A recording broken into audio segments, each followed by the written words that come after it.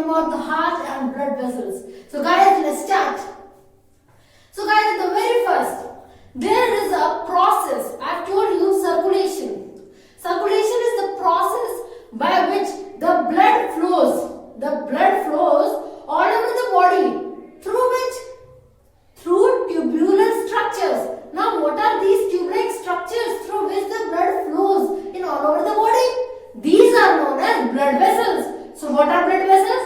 Blood vessels are tubular structure which helps in the circulation. So circulation is the process by which the blood flows into the body in an orderly manner. So guys, blood vessels are the tube-like structures through which the blood flows. Okay guys? So there are three types of blood vessels. So there are mainly three types of blood vessels. These are arteries, capillaries and veins. So there are three types of blood vessels. These are arteries, capillaries and veins. So now guys, we are going to study about each of them in detail. So guys, now we are going to study about arteries. So guys, arteries take oxygenated blood. Arteries generally take oxygenated blood from the heart. The heart pumps the oxygenated blood into the arteries, and this pressure is very high. So the heart, when pumps it into the arteries, then the pressure is very high. So for withstanding the pressure, arteries have elastic walls. Arteries have elastic and thicker walls so that it can withstand with the pressure of the heart, that the heart pushes, that the heart supplies by the high pressure. Okay guys? So it supplies oxygenated blood into the arteries, and then the arteries goes into the body and then it divides. It divides into forms arterioles. So now what are arterioles? Arterioles are formed when the arteries divides. Arteries rebranches. So guys, when the arteries rebranches, it forms arterioles. Now the arterioles will rebranch and redivides. Then it forms very tiny, small, like tube-like structure which are known as capillaries. So capillaries are the smallest tube-like structures which are formed by the arterioles, and the arterioles redivides and divides. So the capillaries have thin walled membrane. It has thin wall on its surrounding. The capillaries are a tube-like structure which has very thin wall, and it is made up of just a single epithelial cells layer. It is made up of the single epithelial cells layer. So guys, capillaries are very thin and they are made up of just a single epithelial layers, single cell epithelial layers. Okay guys, now when the capillaries are so small that they can go in every part, in every cell of a body. So it helps in the supplying of blood, food, waste, and it takes the carbon dioxide from that cell and it gives the oxygen into the cell. So it gives oxygen and it takes out carbon dioxide from the cells. Okay guys, so it is very smaller. And now after taking the deoxygenated blood, now there are two terms. I told you oxygenated blood and deoxygenated blood. Oxygenated blood is that blood, the blood which is rich in oxygen. The blood which is rich in oxygen is known as oxygenated blood, and the blood which is very rich in carbon dioxide is known as deoxygenated blood. So deoxygenated blood is that blood which is rich in carbon dioxide with less oxygen, and oxygenated blood is that blood which is rich in oxygen and very less carbon dioxide. So guys, after that, capillaries are taking the deoxygenated blood from the cells, then they will now join and rejoin to form venules.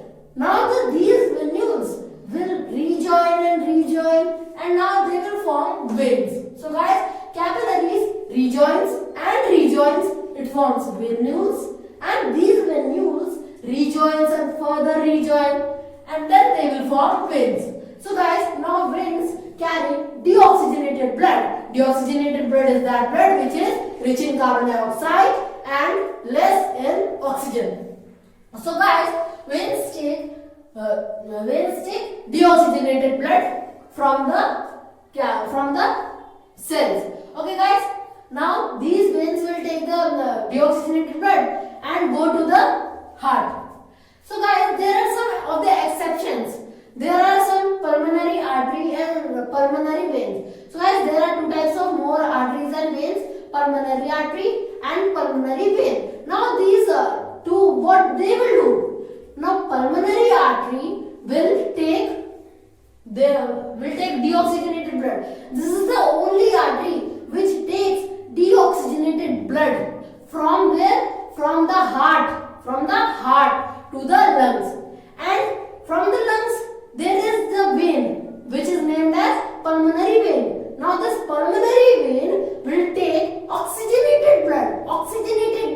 When there is exchange of gases in the alveoli, it will take oxygenated blood from the lungs and give it to the heart. Then the heart will supply it to arteries. Okay guys, so there are two exceptions, pulmonary vein and pulmonary artery. So guys, now we are going to study about the structure and function of the heart. So let's start. So heart is a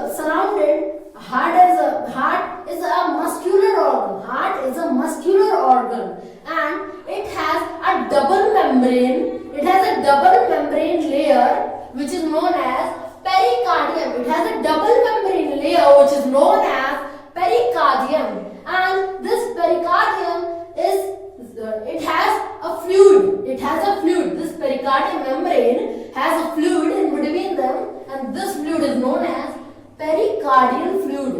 Now pericardial fluid is in the pericardium. Pericardium is the double membrane which surrounds the heart. Heart is a muscular organ and the heart is made up of cardiac muscles. Yes guys, the heart is made up of cardiac muscles. Cardiac muscles are those muscles, these are involuntary muscles. So guys, cardiac muscles are involuntary muscles. Involuntary means that are not in our control.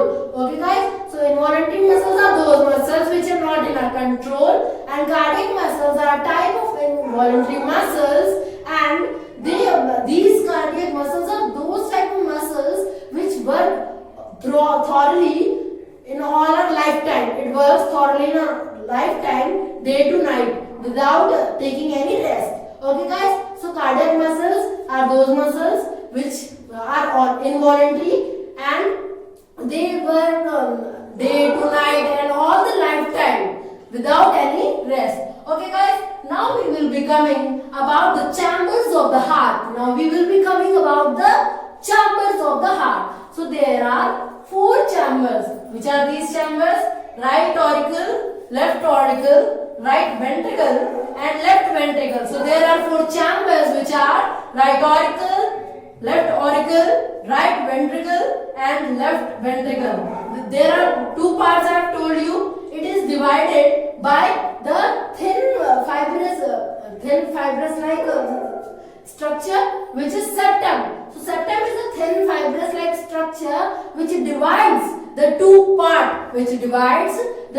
part. These two, right auricle and left auricle, are divided by interarterial septum. Interarterial septum divides right auricle and left auricle, and right ventricle and left ventricle are divided by interventricular septum. Interarticular septum is thinner than interventricular septum. So interventricular septum is thicker than interarterial septum. Okay guys, now the ventricles. Now ventricles are thicker. Than auricles. Okay guys, and the veins. The veins and arteries. Veins have a wider lumen. Now what is the lumen? Lumen is the space between a tube-like structure. So guys, if there is a tube-like structure and there is a space in between, that is known as lumen. So lumen is the space in between the tube-like structure and the tube-like structure. The veins have wider lumen than that of the arteries. So veins have wider lumen than that of the arteries, and arteries have thicker bigger walls than that of veins. Okay guys, now there are two types of valve also. Guys, veins have also valve. Veins have valve. Valve are gate-like structures. Remember guys, valves are gate-like structures which prevent the backflowing of the blood. So valve are gate-like structures which prevents the backflowing of the blood. Okay guys, so there are tricuspid valve and bicuspid valve. Now tricuspid means three cusp. Tri means three and cuspid means cusp. So cuspid are like leaflets. Okay guys, so there are three cusps.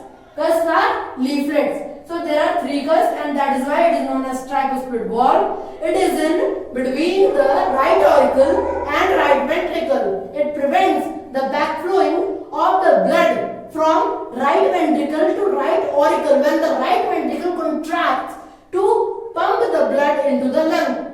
So what is the tricuspid valve? Tricuspid valve is in between the right auricle and right ventricle and prevents the backflowing of the blood from the ventricle to the auricle, to the right ventricle to the right auricle. When the right ventricle contracts, okay guys, and there is a bicuspid valve, and bi means two, so it has two cusps. Cusp means leaflets. So bicuspid valve has two cusps and it is in between the left auricle and left ventricle. Okay guys, so there is a bicuspid valve which prevents the backflowing of the blood from the left ventricle to the left auricle. So guys, there is a bicuspid valve between the left auricle and the left ventricle. So guys, thank you.